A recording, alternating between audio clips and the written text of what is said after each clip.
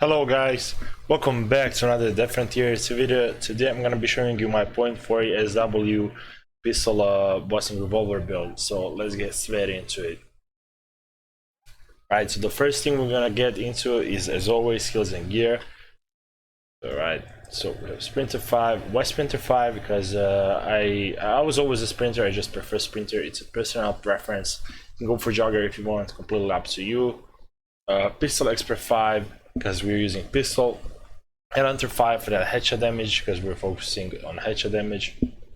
Hunter 5 for damage versus mutated, which is damage against bosses. Maximum 5 for that aim speed and maximum accuracy. Reload speed for that reload speed, ammo capacity, and walk speed, which reload speed is really important in this build, like an ammo capacity, like it's super important.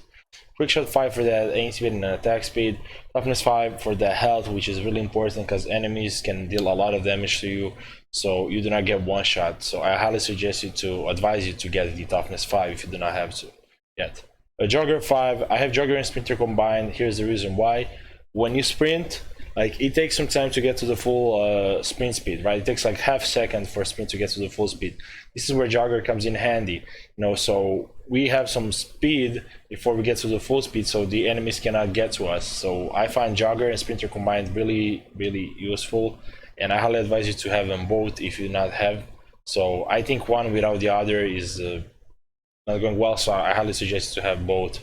Filter 5 for the surge speed, and find unique and find elite, which is like, surge speed helps a ton, it saves you a second for each boss, so really important. And for our prestige level, one prestige level, we have quick reflexes at level 1, which gives us dodge cooldown and incoming stun recovery. Incoming stun recovery is really important because that's how fast you recover from stun or being staggered.